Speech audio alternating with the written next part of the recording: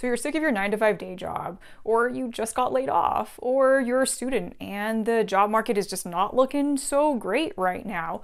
So you think to yourself, what if I started a hedge fund? So I'm just gonna jump right into it. When I started my hedge fund about 8 years ago in 2012, the biggest misconception that I had as a first-time founder is that all you need is a trading system, a good strategy, as well as lots and lots of money.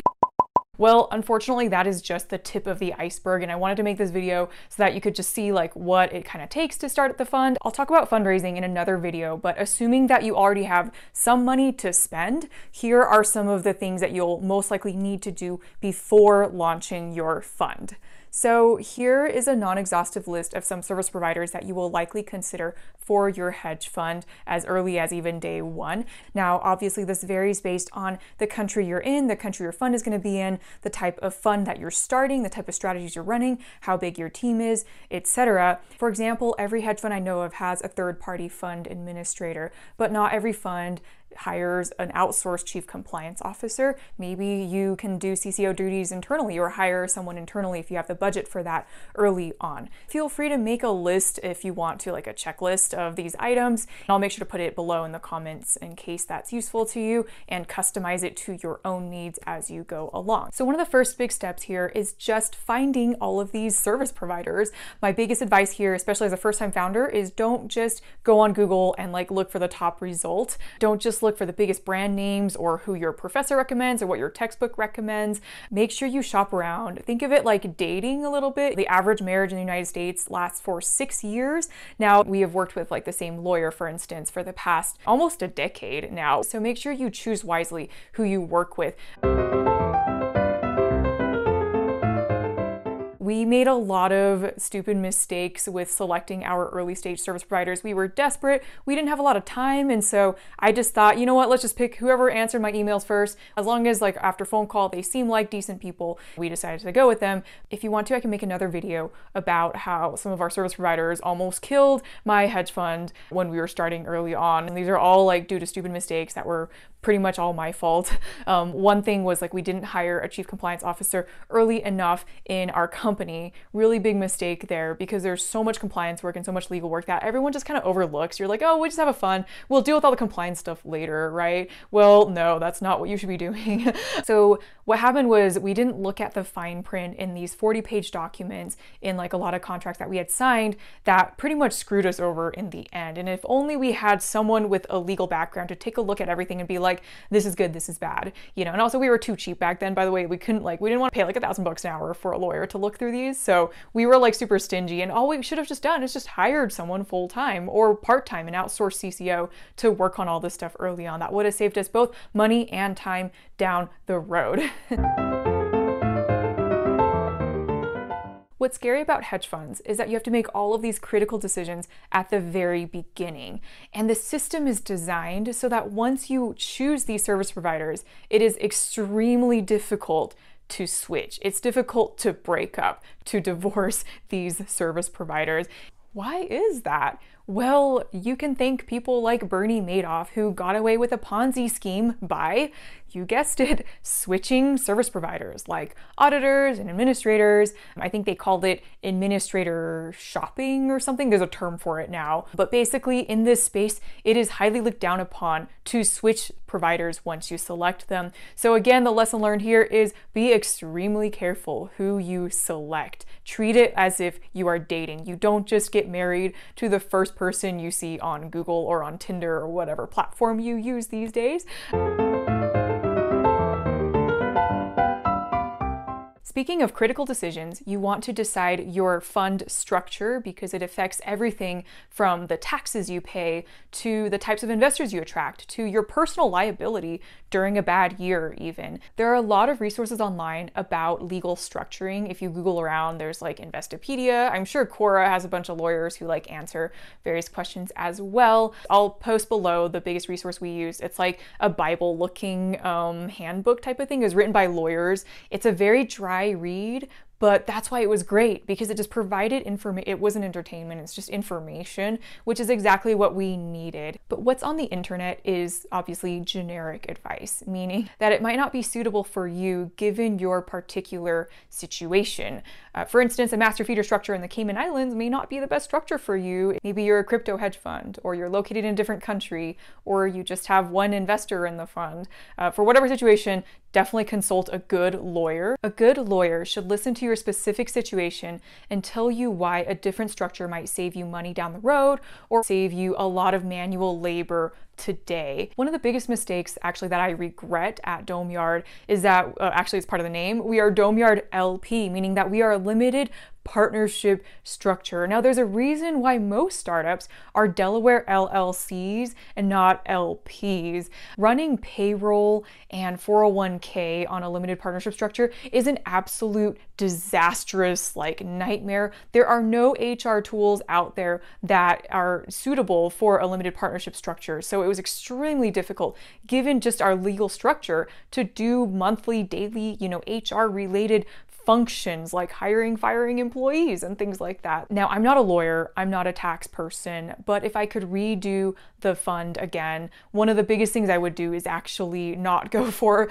the limited partnership structure, just based on personal experience of how much time it took in my company to do all of that work every single month. Now, there are a bunch of other things that your lawyer should do for you before you launch, including creating and finalizing hundreds of pages of legal documents like your private placement memorandum, your subscription agreement, your agreement of limited partnership, any incorporation documents and certificates, etc. They can also help with putting together your due diligence questionnaire or DDQ, making sure your pitch deck and website are not breaking any laws, and advise you on compliance matters like MiFID II, GDPR, CRS reporting requirements, FATCA, etc. They can also make sure that your force majeure clauses in any contract that you sign covers COVID as much as it possibly can. For our office lease agreement, our force majeure clause unfortunately did not include the rent itself in the statement. And so unfortunately, even though I have not seen my office in over 6 months, I have had to pay over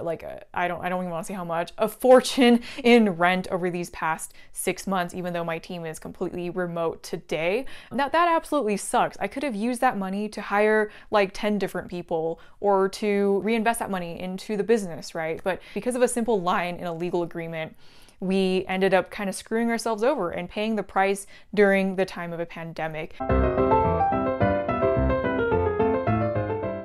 Another critical decision to think about is your fee structure. Now, I think of fee structures almost like your business model. If you were like a tech startup, right, your investors would be like, hey, can you send me your business model, write it up, give me charts and evidence on why this business model works and why you've proven it through data.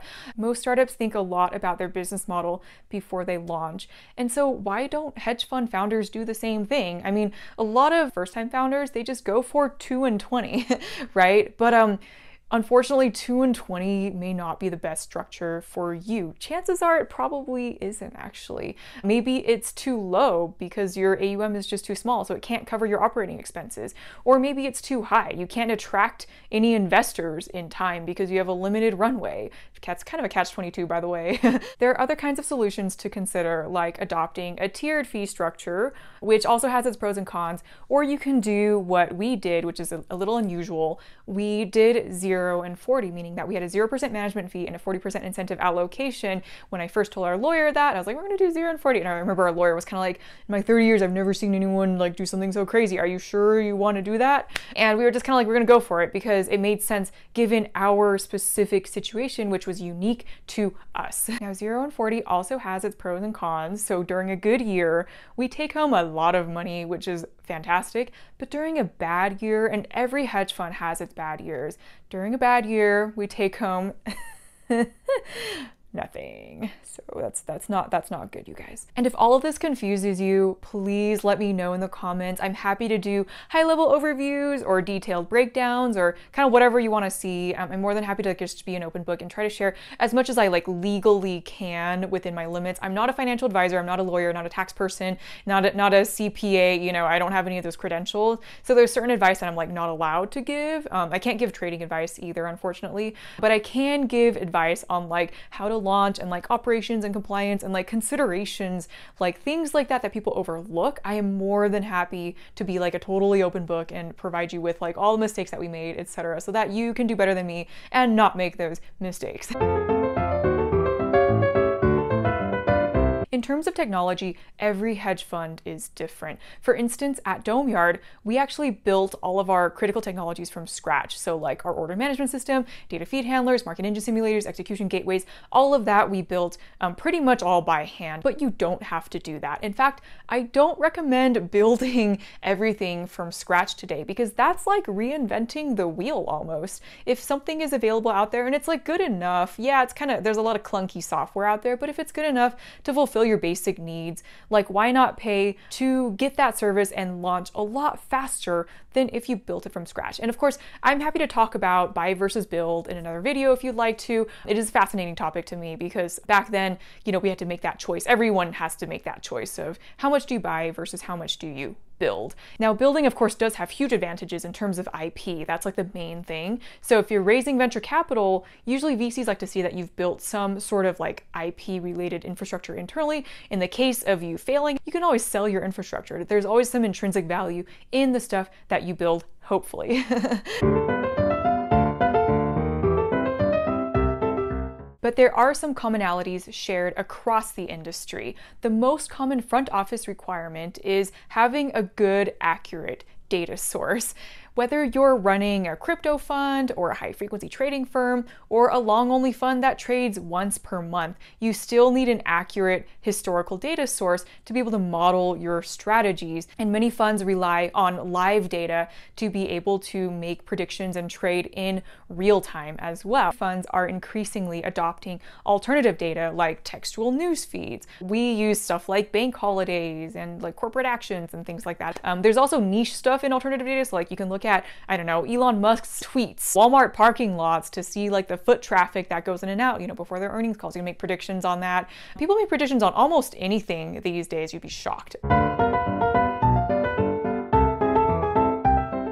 Shameless plug, I started a data company recently because I was sick of wrangling poor quality data from all of these expensive vendors. Now, the data industry is very siloed today, meaning that you either get like the Yahoo Finance, like the free quality data that's really poor, or you get the gold standard data that's like Bloomberg, but it costs an arm and a leg. So our goal with Data Bento is to decrease that barrier to entry to get the high quality institutional data, but at a retail price. And how we do that is we charge by the gigabyte, and you can actually customize your data set so that you can buy anything from just one symbol all the way to the entire data set if you need it. It's live and historical, level 1 through level 3, whether you're high frequency trading or whether you're like a retail trader. Our goal is to try to help you scale with your team and grow with your company over time. You can sign up for early access on our website. It's just databento.com. The theme of the name comes from like having a bento box full of different slices of like data sets from different sources and being able to customize it to your own needs. Another commonality is that every fund needs some method of placing trades, basically some form of execution.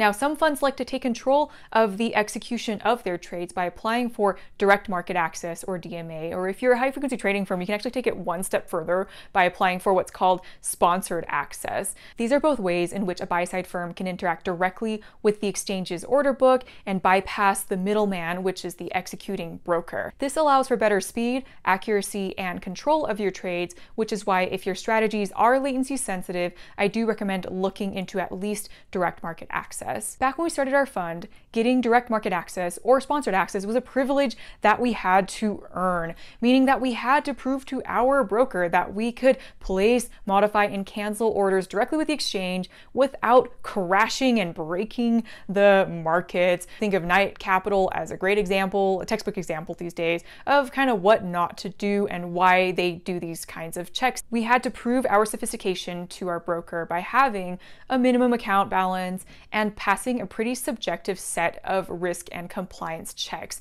I say it was pretty subjective in that I'm pretty sure they kind of look at your resume, they look at your pedigree, and kind of just judge you based on how sophisticated you seem. There isn't like a particular metric that they usually have. Some firms do. They might say, oh, you must have at least 30 million in assets under management. Okay, that's great. But then other funds may not have like an AUM minimum. They may just look at your resume and be like, do we trust this person to not crash the markets working with us as partners? Now here's a list of some of the other things we had to do before launching. I'm probably forgetting a bunch of stuff, but hopefully this gives you a sense that a hedge fund is so much more than just fundraising and strategy development. When you hear a first-time hedge fund manager say, we're going to launch in just 1 month, please refer them to this video. Unless you have a ton of money, a big team, and a good team of lawyers already that are just ready to work fast for you, it's really difficult to launch in 1 month or even in 6 months. For the record, it took us almost 3 years to get to launch. Now that is way too, 3 years, really? Yeah, that's way too long, you guys. By hopefully watching my videos, you will not make my mistakes and you will launch a lot faster than that. Just so you know, 3 years is like a lifetime in the hedge fund world, so don't be like me, guys. Don't make my mistakes. Now, the next question you might be thinking of is this even worth it? Can I pull this off given my pedigree or the lack thereof? And my answer to you is always going to be, do the thing that excites you. Do the thing that keeps you waking up and motivated in the mornings to go to work, whatever that looks like, whatever industry you work in. I've never heard of a founder who said, hey, Christina, I totally regret doing my startup. I totally hated this experience. No founder ever says that, by the way. I do have some founders who come to me and they'll say stuff like, hey, my startup failed in the end, but it was a great experience. It opened new doors for me. I learned more in 1 year than I have in my entire rest of my career combined. And that's incredible. The number of opportunities it opens up is truly fascinating and amazing to me personally. Now, that doesn't mean that the startup life is right for everybody, and I'm happy to talk about that in another video.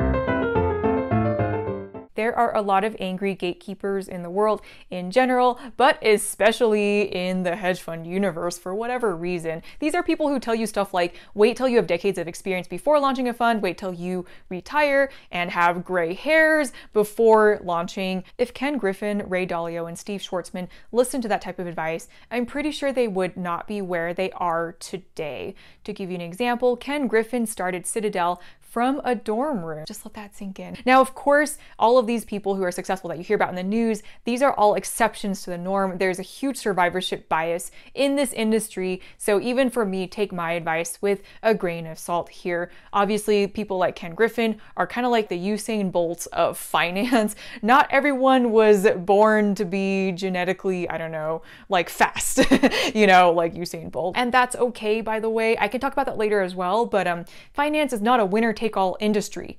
And that's really important to understand, right? Because there's JP Morgan and Morgan Stanley and Goldman Sachs, UBS, they all coexist amongst one another. It's designed so that there isn't one winner that just kind of dominates the entire industry. And that's an amazing thing. And again, I'll talk about it in another video because I don't have a lot of time. So I think that's enough information for one video. If there's topics that you would like me to expand upon, please let me know in the comments. I'm not a professional YouTuber. This is my first video of this sort. It might be my last. But if you liked what you saw, please subscribe because apparently YouTube says I need 100 subscribers in order to be able to customize my channel. And I do want to make my channel look all pretty and interesting for you guys. So please subscribe if you can. Give me a thumbs up so that we can tweak the algorithm so that this video goes to the top. I really hope that this content was actually helpful, by the way, and not just when you Google and you're like how to start a hedge fund and chances are the first couple results are kind of oh, it was a difficult experience. And I'm like, well, duh, of course it was difficult, but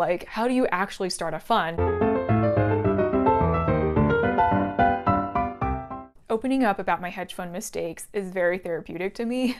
And I hope that by giving genuine advice, real insights into what it's like from someone who's been through this process recently, that you will do better than me in your own endeavors, whatever that may be, whether you're considering day trading or starting a company in another industry, or you just want some positive real talk, I guess is what it's called. Like, I want to be real, but also be encouraging to you and not be like a gatekeeper in this space. So yeah, I think that's good for this video. So with that, please take care, and I hope to see you next time.